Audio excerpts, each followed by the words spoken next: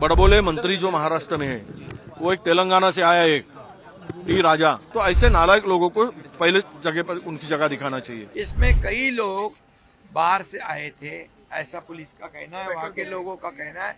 और वो पत्थर तो फेंके ही, हथियार भी चलाए, लेकिन पेट्रोल बम भी फेंके। बिल्कुल उनको बख्शा नहीं जाएगा। जो भी इसमें है उसको कड़ी से कड़ी कार्रवाई की जाएगी। नहीं, ये सरकार पुरस्कृत घटना ऐसा मैं मानता हूँ।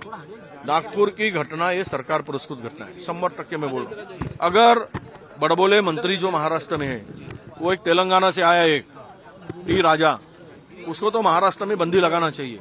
वह नहीं पूछता उसको, इधर आके बकबक कर रहा है और हिंसा भड़काने का काम कर रहा है, धर्म में जाति में झगड़ा लगाने का काम वो कर रहा है। तो ऐसे नालायक लोगों को पहले जगह पर उनकी जगह दिखाना चाहिए। ये महाराष्ट्र शांत महाराष्ट्र है, पुरोगामी विचार का महाराष्ट्र है।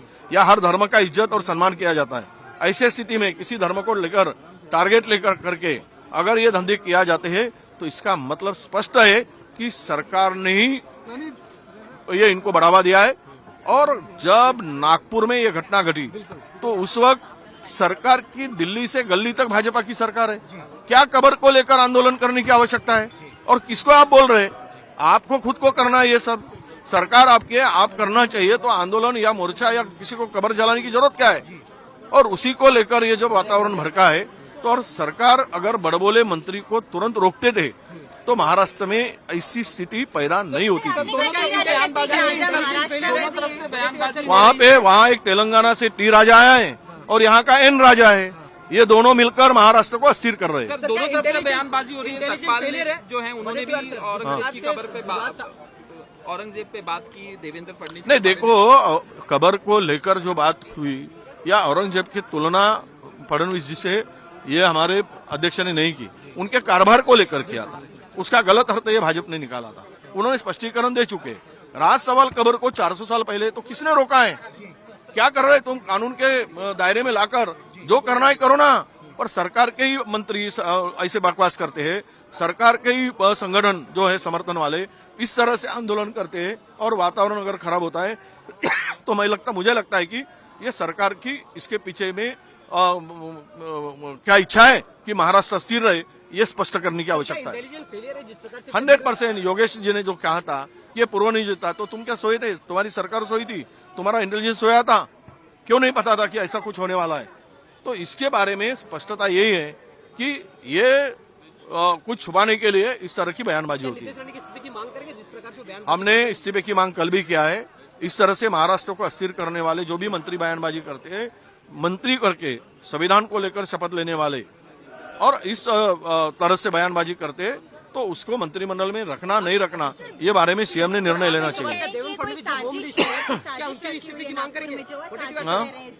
नागपुर में जो कल हुआ उसे साजिश का नाम दे रहे हैं। नहीं, साजिश वाजिश ये नहीं है। देखिए, ये वहाँ की घटना जो है साजिश थी, तो मैं फिर इसका मतलब यही है कि सरकार सोई थी। अगर साजिश चल रही थी तो सरकार क्या काम कर रही थी? नहीं, सरकार इस्तीफे की मांग की सवाल ही नहीं, इसके तह तक जाना चाहिए। ये कौन इसके लिए जिम्मेदार है? महाराष्ट्र को अस्थिर करने का काम, महाराष्ट्र में जहर घोलने का काम कौन कर रहा है? उसकी इस्तीफे की मांग होनी चाहिए। नहीं, देखो, वो मांग करने से कोई ये फायदा नहीं है। सीएम ने ये घटना घटी, इसके लिए जिम्मेदार कौन है उसको ढूंढने की आवश्यकता है और उसके ऊपर सख्त कार्रवाई करने की आवश्यकता है। नागपुर में जो दुर्घटना हुई है बहुत ही दुर्भाग्यपूर्ण है।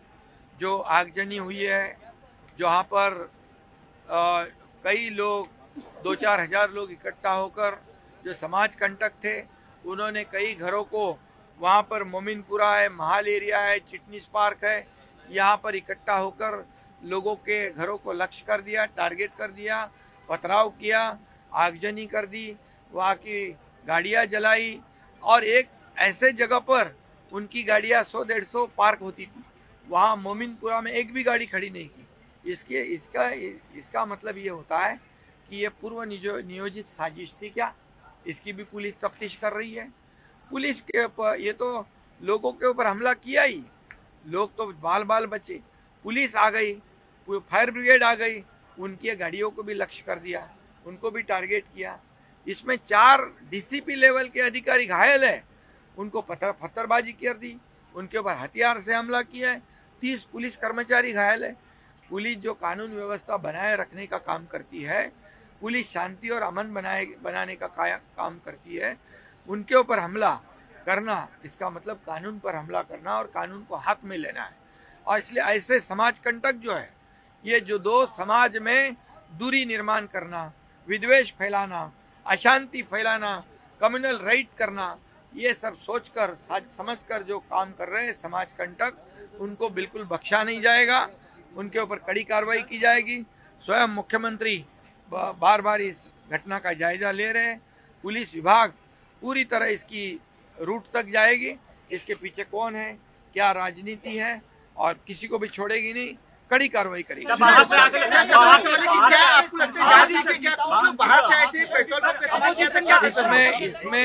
इसमें कई लोग बाहर से आए थे, ऐसा पुलिस का कहना है, वहाँ के लोगों का कहना है। और वो पत्थर तो फेंके ही, हथियार भी चलाए, लेकिन पेट्रोल बम भी फेंके। पेट्रोल बम बनाना ये तो पूरी तरह ऐसे तुरंत होता नहीं, तो ये पूरी साजिश है। और ये साजिश नाकाम करने के लिए पुलिस जाती है, पुलिस पर हमला होता है। ये तो बहुत ही दुर्भाग्यपूर्ण घटना है, और इसलिए बिल्कुल उनको बख्शा नहीं जाएगा। जो भी इसमें है उसको कड़ी से कड़ी कार्रवाई की जाएगी। और मैं यह भी कहूँगा, वहाँ की जनता को अपील भी करूँगा कि पुलिस काम कर रही है, पुलिस तफ्तीश करेगी, जो गुनाहगार है उसको छोड़ेगी नहीं, लेकिन पुलिस को सहयोग करके वहाँ शांति बनाए रखने का मैं अपील करता हूँ।